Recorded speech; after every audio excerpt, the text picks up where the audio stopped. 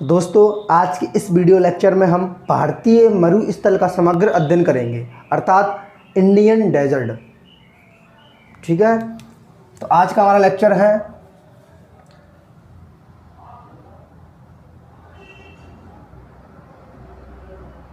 भारतीय मरुस्थल।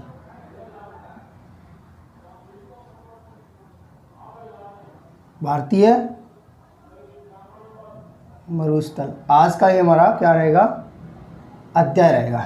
ठीक है, हम क्या पढ़ रहे हैं सर? अभी हम पढ़ रहे हैं भारत का भौतिक प्रदेश, भारत के भौतिक प्रदेश। तो भारत को कुल 6 भौतिक प्रदेशों में विभाजित किया गया है, उसमें से हम 2 को कंप्लीट कर चुके हैं। पहला था सर हमारा उत्तर के पर्वतीय प्रदेश, दूसरा था हमारे मैदान, और तीसरा आज का लेक्चर है भारतीय मरुस्थल। भारतीय मरुस्थल। तो देखिए, मरुस्थल को पढ़ने से पहले तो ये क्लियर होना चाहिए कि मरुस्थल किसे कहते हैं। भारतीय तो इंडियन मरुस्थल अर्थात। तो सर मुझे ये बताइए कि मरुस्थल होता क्या है? मरुस्थल क्या होता है? दुनिया का कोई भी मरुस्थल हो, ये भारत की बात नहीं चल रही, तो मरुस्थल क्या है पहले समझें। सर ऐसा कोई भी स्थल, ऐसा कोई भी स्थान जहाँ पर क्या वार्षिक वर्षा 25 सेंटीमीटर से कम होती हो, वो उसे हम क्या घोषित कर देते हैं, मरुस्थल। ऐसा कोई भी स्थल जहाँ पर वार्षिक वर्षा 25 सेंटीमीटर से कम हो, उसे हम क्या घोषित कर देते हैं, मरुस्थल। देखिए पहला शब्द निकल के आता है मरुस्थल। शब्द क्या है? मरुस्थल। मरुस्थल तो क्या है सर मरुस्थल? तो समझना, ऐसा कोई स्थल है, ऐसा कोई स्थल जहां वार्षिक वर्षा 25 सेंटीमीटर से कम होती है,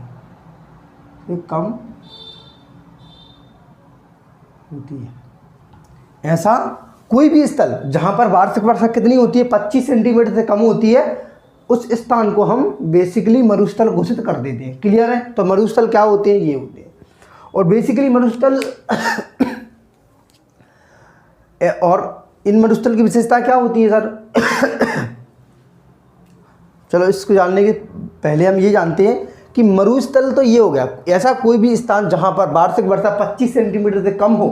25 से मतलब 24 हो सकती है, 20 हो सकती है, 15 हो सकती है, तो वो क्या है, मरुस्थल है। अर्थात 25 से कम जितना भी अंक होंगे वो क्या है, मरुस्थल है। ठीक है, बेसिकली मरुस्थल 2 प्रकार के होते हैं। मरुस्थल कितने प्रकार के होती हैं? 2।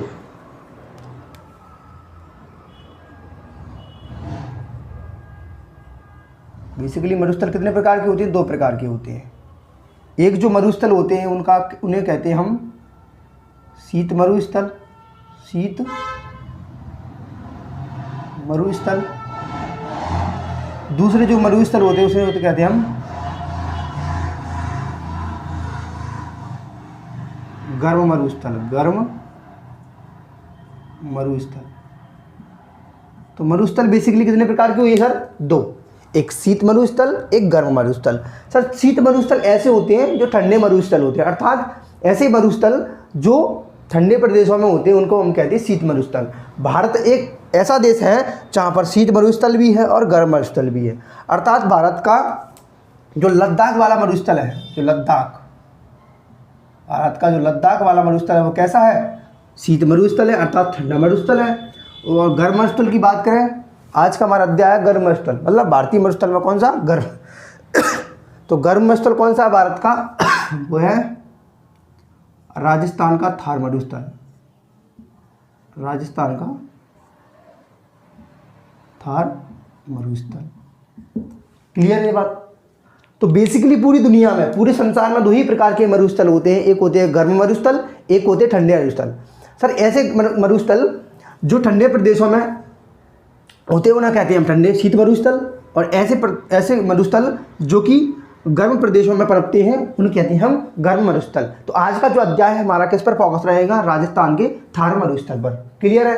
चलिए, तो ये हमने जाना मरुस्थल किसे कहते हैं, मरुस्थल कितने प्रकार के होते हैं, और भारत एक ऐसा देश है जिसमें दोनों ही प्रकार के मरुस्थल पाए जाते हैं, जैसे लद्दाख वाला मरुस्थल और राजस्थान वाला मरुस्थल। ये लद्दाख में मरुस्थल है जो भारत का कैसा है, ठंडा मरुस्थल है।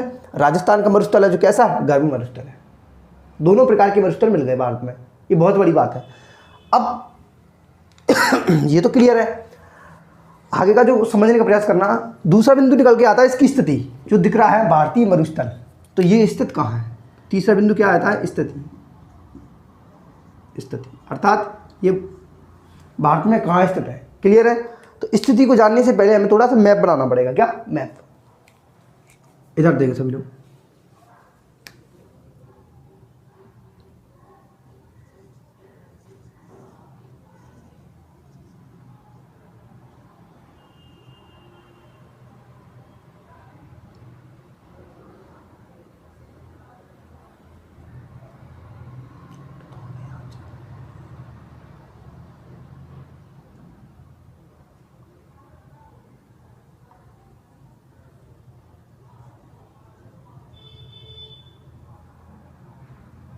ये क्या है, भारत का मानचित्र है। और मैं बात करूं जो थार मरुस्थल आज में पढ़ रहे हैं भारतीय मरुस्थल, तो ये कहाँ स्थित है। तो स्थिति ध्यान से समझना, स्थिति कहाँ है। यहाँ पर कौन सा राज्य पड़ता है, राजस्थान। इधर ये राजस्थान, ठीक है। थोड़ा सा इधर नहीं, इधर थोड़ा सा, ये जो राज्य पड़ता है ये राजस्थान, ठीक है। ये राजस्थान राज्य है। इसमें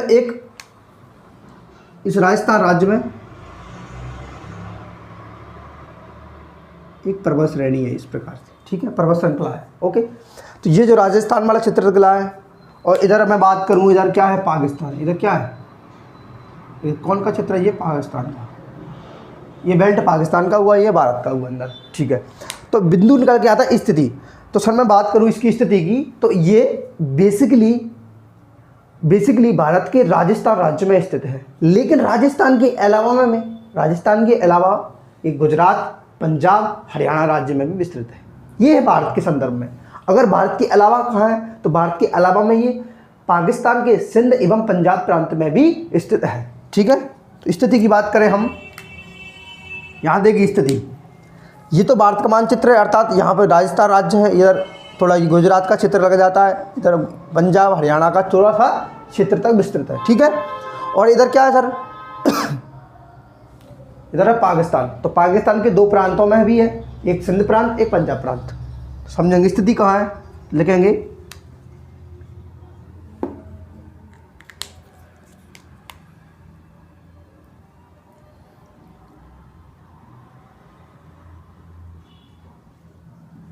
प्रमुखतः है राजस्थान। प्रमुखतः कहाँ पड़ता है, ये राजस्थान में। इसके अलावा राजस्थान के अलावा गुजरात, हरियाणा, पंजाब तथा पाकिस्तान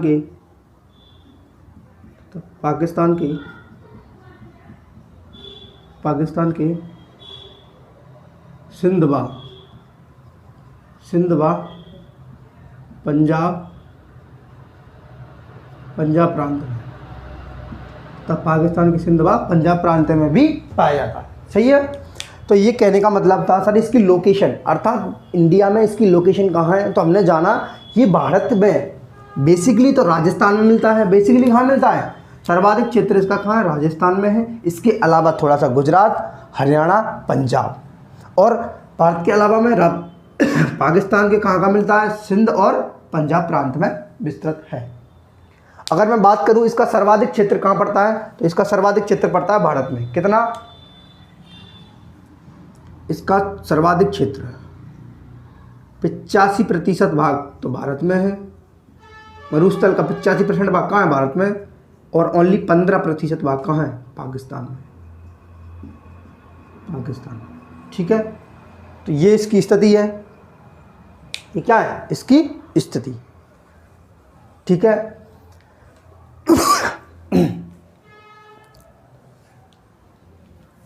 आगे चले, समझ में आ रहा है कि नहीं? चलो नोट कर लो, स्क्रीनशॉट ले लो।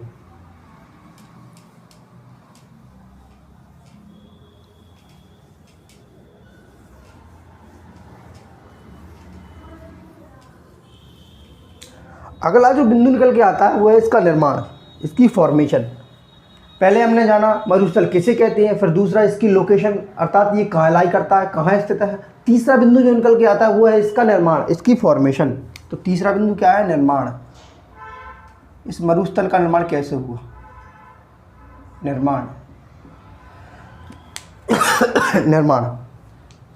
तो इस मरुस्थल का निर्माण कैसे हुआ? ठीक है, देखिए मरुस्थल हमेशा से नहीं होती हैं, वो कुछ ना कुछ घटनाओं के कारण बनते हैं। क्यों बना ये मरुस्थल? भारत का थार मरुस्थल कैसे बना, क्यों बना, समझे। जैसे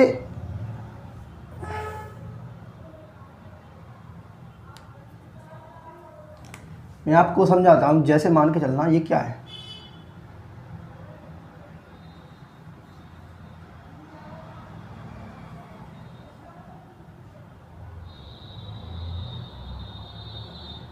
इधर राज्य कौन सा पड़ रहा है सर अपना?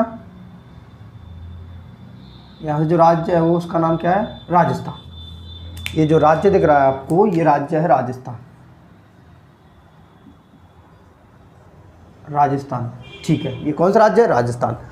इसके जस्ट बीचों बीच अगर मैं बात करूँ, यहाँ पर इसके जस्ट इधर बीच बीच एक पर्वतमाला पाई जाती है, इसका नाम है अरावली। इस पर्वतमाला का क्या नाम है?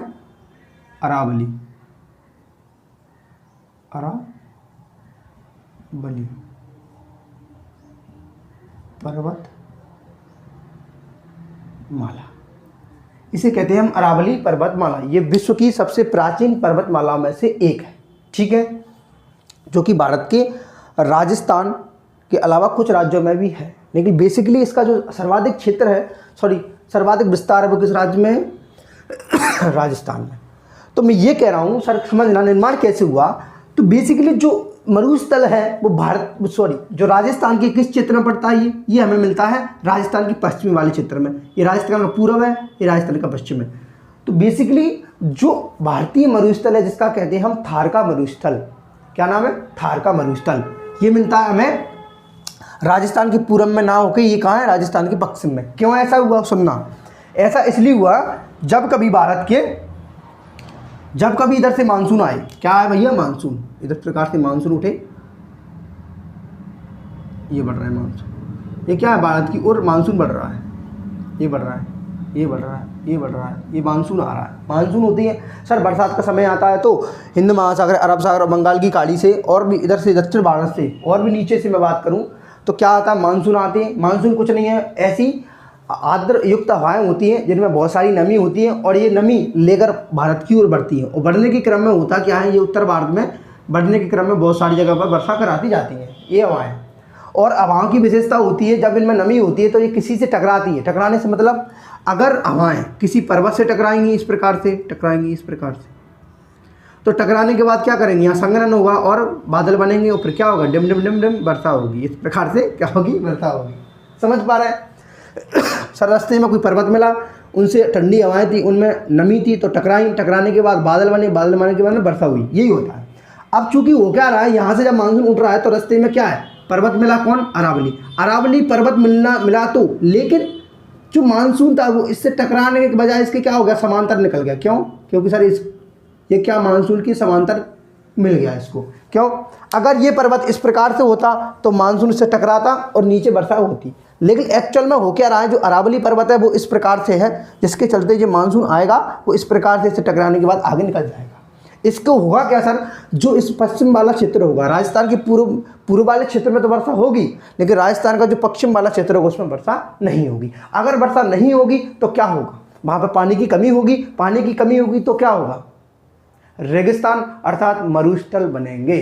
सिंपल सी बात है। अगर ऐसा कोई भी क्षेत्र, ऐसा कोई भी स्थल जहाँ पर वार्षिक वर्षा 25 सेंटीमीटर से कम हो, वो बाद में मरुस्थल ही बनता है। सो बेसिकली ये है कहने का मतलब कि अरावली के पूरब, अरावली ये पर्वत है, इसके पूरब में तो वर्षा हो सकी लेकिन इसके पश्चिम में वर्षा नहीं हो पाई, इसलिए यहाँ पर किसका निर्माण हुआ सर? किसका निर्माण हुआ? मरुस्थलों का निर्माण हुआ। और उस मरुस्थल को हम कहते हैं थार का मरुस्थल। ठीक है, तो निर्माण समझ में आया? ठीक है।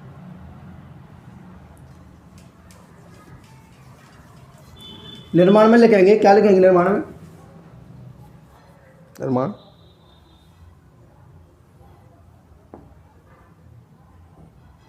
में लिखना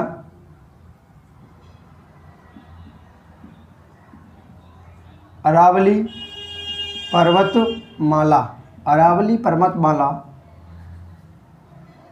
से मानसून टकरा कर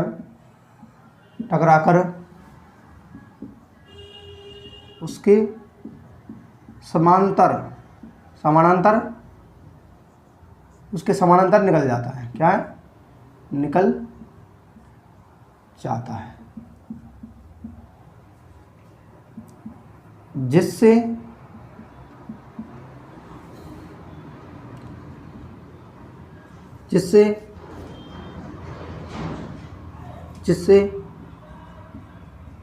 पूर्वी राजस्थान में तो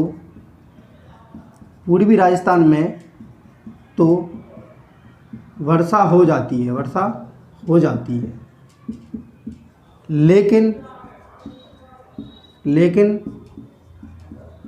पश्चिमी राजस्थान में वर्षा नहीं हो पाती। क्लियर है सर? तो मेरा ये कहने का मतलब था, जो अरावली पर्वत था, ये अरावली पर्वत है, समझ ना, ये कोई अरावली पर्वत है, ये कोई अरावली पर्वत। इधर से मानसून आ रहे हैं, अब मानसून से टकराएंगे, क्या होगा भाई? मानसून से टकराएंगे और टकराने के बाद क्या होगा? इस प्रकार निकल जाएंगे आगे, इस प्रकार क्या होगा? आगे निकल जाएंगे। और इस वाले क्षेत्र में क्या होगा? वर्षा नहीं हो पाएगी। इस वाले क्षेत्र में क्या होगा? वर्षा नहीं हो पाएगी। इसे कहते हैं वृष्टि छाया क्षेत्र, अर्थात जो राजस्थान का पश्चिमी क्षेत्र है वो अरावली का वृष्टि छाया क्षेत्र है। वृष्टि छाया का मतलब जहाँ पर उसके इस तरफ तो वर्षा हो जाती है लेकिन बैक में जो पीछा हिस्सा होता है उसमें वर्षा नहीं हो पाती पर्वतों के चलते। क्लियर है ये बात? ठीक है। तो ये निर्माण की विशेषताएं थी। निर्माण कैसे हुआ, क्या हुआ, आगे चले।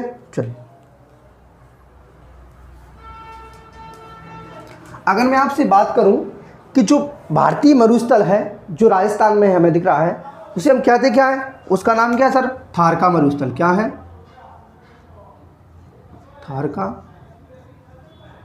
मरुस्थल। क्लियर है? इसे कहते हैं हम थार का मरुस्थल। तो ये थार शब्द बना कैसे सर? एक्चुअल में एक शब्द था थल, एक शब्द था थल। ये थार शब्द कैसे बना? तो थार शब्द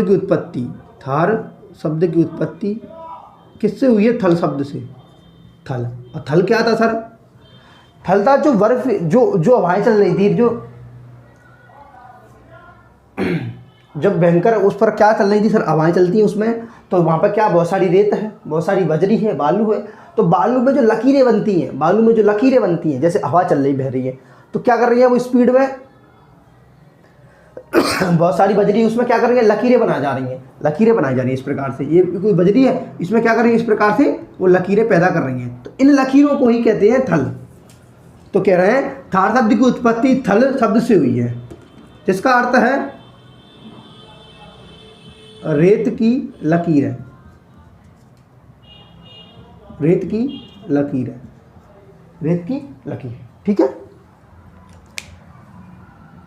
अगर मैं बात करूं, जो थार मरुस्थल है ये विश्व का एकमात्र ऐसा मरुस्थल है जहां पर सर्वाधिक जनसंख्या निवास करती है, अर्थात सर्वाधिक जनसंख्या घनत्व वाला मरुस्थल है ये। विश्व में सर्वाधिक जनसंख्या घनत्व रखने वाला मरुस्थल।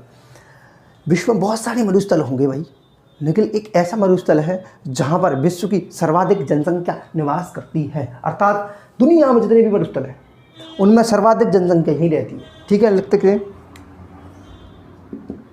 सर्वाधिक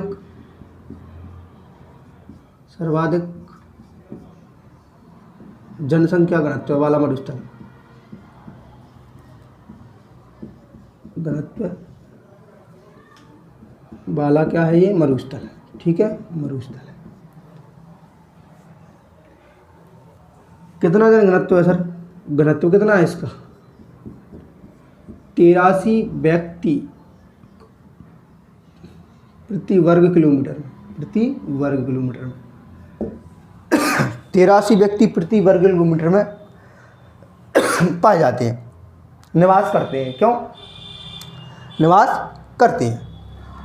सोचिए, एक मरुस्थल होने के बाद भी 83 लोग पर वर्ग किलोमीटर में रह रहे हैं, तो बहुत अच्छी बात है। नहीं तो इतने लोग संभव नहीं है रहना, क्योंकि पानी की समस्या, सारी चीज़ों की समस्या रहती है। ठीक है, थार का मरुस्थल।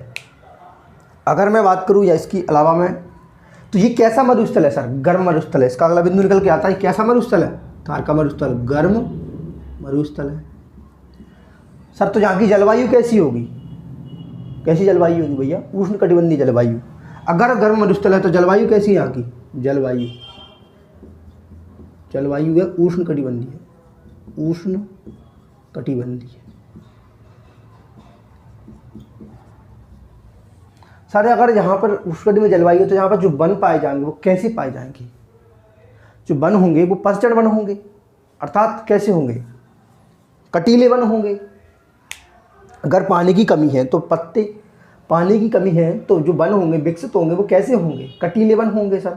क्यों, उनमें पत्तियां नहीं होंगी। पत्तियां क्यों नहीं होंगी, क्योंकि जो पेड़ होंगे, जो वन होंगे, वो पानी की कमी के चलते अपनी पत्तियों को गिरा देंगी। अगर ज़्यादा पत्तियां होंगी तो ज़्यादा वाष्प उत्सर्जन करेंगी, ज़मीन से जल्दी ज़्यादा से ज़्यादा पानी सींचेंगी और वाष्प उत्सर्जन होगा, जिससे वैसे ही पहले से ही पानी की कमी है उस क्षेत्र में, और कमी हो जाएगी। जिसके चलते क्या हो रहा है, वहाँ के जो पेड़ हैं, जो पौधे हैं, वो क्या कर लेते, अपने आप को कांटे नुमा संरचना में ढाल लेते हैं। जिससे क्या होगा, कांटे क्या वाष्प करते हैं, नहीं सर।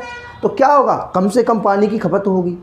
तो इस चक्कर में वहाँ पर कैसे बन पाए जाएंगे सर, अगर मैं वनों की बात करूँ तो कैसे वन मिलते हैं हमें, कटीले।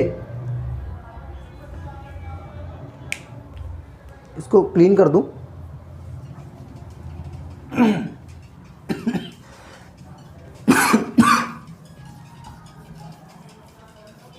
अगर बाकी मैं वनों की बात करूं तो वहाँ वन कैसे मिलेंगे हमें, कटीले वन, कटीले वन मिल जाएंगे। ठीक है, कटीले वनों में जैसे खैर, बबूल, बेर इत्यादि हमें वन देखने को मिलते हैं। ये मैंने बता दिया, ये वन कटीले ही क्यों होते हैं, क्योंकि सर पानी की पहले से ही कमी है। अगर पत्तियां रहेंगी तो वाष्प उत्सर्जन करेंगी, वाष्प उत्सर्जन करेंगी तो ज़मीन से जितना भी वाटर होगा वो ऊपर आएगा, और फिर से वैसे ही कमी है तो और कमी होगी। तो जिसके चलते क्या होता है, ये पत्ते होते हैं वो अपने को कांटे में रूपांतरित कर लेते हैं। अगर कांटों में रूपांतरित करेंगे तो वाष्प कम होगा, जिससे पानी की खपत भी कम होगी। ठीक है, अगर मैं बात करूँ इस मरुस्थल में, अगर मैं बात करूं तो लगभग राजस्थान की इस मरुस्थल में लगभग राजस्थान की 40 से 50% जनसंख्या निवास करती है। लगभग 40 मान लो, लगभग 40% जनसंख्या निवास करती है राजस्थान की, सोचिए आप। ठीक है, और जो राजस्थान का कुल क्षेत्रफल के, राजस्थान के कुल क्षेत्रफल के 7% क्षेत्र पे है, विस्तृत है, और इसका क्षेत्रफल है 2 लाख वर्ग किलोमीटर। इसका कुल क्षेत्र कितना है, 2 लाख वर्ग किलोमीटर, अर्थात ये बहुत बड़ा क्षेत्र है, छोटा नहीं है, ये बहुत बड़ा क्षेत्र है। अगर मैं बात करूँ क्षेत्रफल, तो राजस्थान के कुल 60% क्षेत्र पर क्या है, मरुस्थल है, बकाया पर क्या है, नॉर्मल भूमि है जिस पर लोग रहना चाहते हैं। अगर मैं बात करूँ कि ये राजस्थान में इसकी कौन कौन से ज़िले आते हैं, तो इसमें कुछ प्रमुख ज़िले बात करूं राजस्थान के जो मरुस्थल के तहत आते हैं। ये पेपर में आता है कि ऐसा कौन सा ज़िला है जो राजस्थान का है पर मरुस्थली ज़िला है। तो मैं बात करूं उसका, जैसे पहला ज़िला है बीकानेर, बाड़मेर,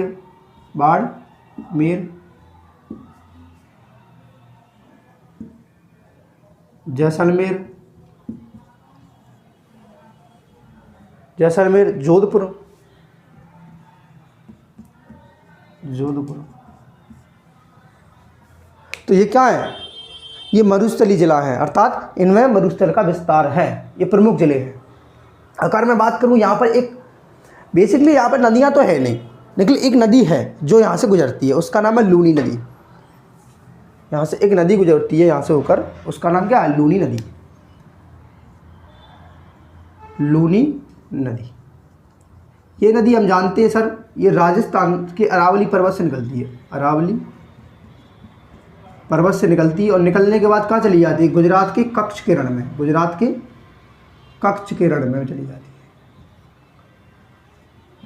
है। रण में क्या हो जाता है, विलीन हो जाती है, अर्थात दिखती नहीं है, गायब हो जाती है, विलुप्त हो जाती है, छुप जाती है। क्लियर है, ये पेपर में आता है। लूनी नदी अपना जल कहाँ गिराती है, तो अर्थात कहाँ विलीन हो जाती है, तो कच्छ के रण में जल गिराती है। निकलती कहाँ से, अरावली पर्वत से निकलती है और राजस्थान की प्रमुख नदी है। ठीक है।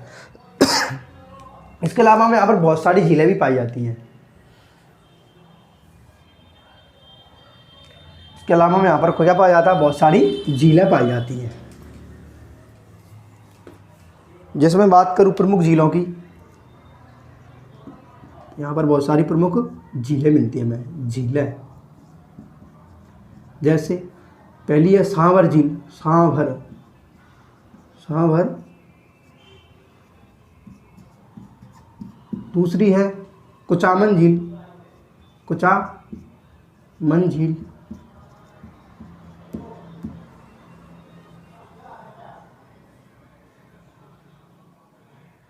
कुचामन झील,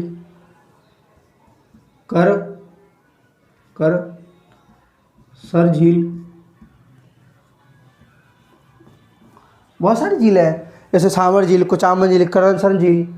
इसके अलावा मैं बात करूं इसके अलावा मैं बात करूं जो सांभर झील है राजस्थान की, जो सांभर झील राजस्थान की है, ये भारत की सर्वाधिक लवणीय झील है। जो सांभर झील है कैसी है, सर्वाधिक लवणीय झील है, सर्वाधिक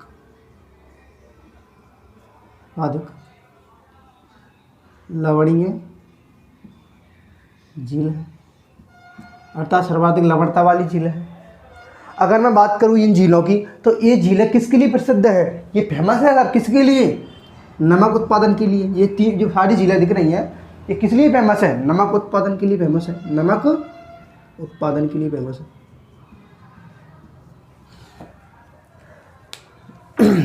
और ये कैसे हैं, खारे पानी की झील है सर, तभी तो नमक निकल रहा है। अगर मैं बात करूं सर यहाँ पर इन झीलों को इन खारे पानी की झीलों को क्या कहा जाता है। अगर मैं बात करूं इन खारे पानी की झीलों को क्या कहते हैं, क्या है, इन खारे पानी की झीलों को क्या कहते हैं, इन सारी खारे पानी की झीलों को क्या कहते हैं, तो इनको प्याला कहते हैं, प्याला। क्या कहते हैं,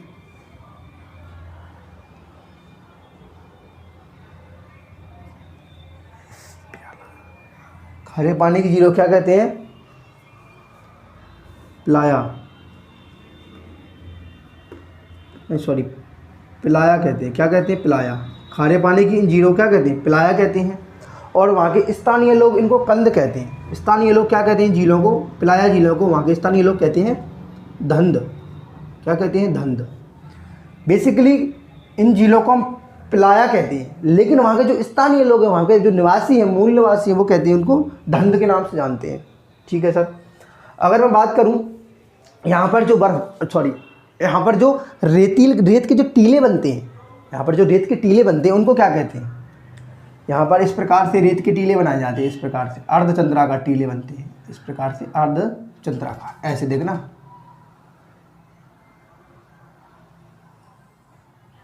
तो ये क्या है, आधे चंद्र का समान है, ये टीला बनता है, रेत के टीले बनते हैं, इनको हम कहते हैं, ये कैसा, अर्धचंद्राकार रेत के टीले, अर्धचंद्राकार, अर्धचंद्राकार रेत का टीला है, रेत का क्या है, टीला है, टीला, इसे हम कहते हैं बरकान, इसे कहते हैं हम बरकान। अर्धचंद्राकार रेत की टीलों को हम बरकान कहते हैं। ये सारी चीज़ें पेपर में पूछी जाती है ना, ये सारी चीज़ें पेपर में पूछी जाती हैं। इसके अलावा मैं बात करूं कि सर ये जो हमें दिख रहा है, मैं हमने कहा ऐसा कोई भी स्थान जहां पर वार्षिक वर्षा 25 सेंटीमीटर से कम हो उसे हम मरुस्थल कहते हैं। सही है। अगर मैं बात करूं जो भारत का जो थार मरुस्थल है वहां पर कितनी वर्षा होती है, तो यहाँ पर वार्षिक वर्षा कितनी होती है सर? वार्षिक वर्षा की बात कर रहे हैं, यहाँ लगभग 15 सेंटीमीटर वर्षा होती है। वार्षिक वर्षा कितनी? 15। मैंने कहा था 25 से कम या 25 वो क्या है? मरुस्थल। 15 क्या हो गया? मरुस्थल। खत्म। तो दोस्तों ये क्या था? भारत का थार मरुस्थल था। ये आपने जो भी नोट किया होगा ये कंप्लीट था। इसके बारे में आपको और कुछ नहीं जानना है, यही एग्जाम में आता है, इससे ज़्यादा कुछ नहीं। ठीक है। तो दोस्तों अगर ये वीडियो आपको पसंद आई, हेल्प कर रही है, तो प्लीज़ दोस्तों के साथ शेयर करें, वीडियो को लाइक करें। मिलते हैं अगली वीडियो में, तब तक के लिए जय हिंद, जय भारत।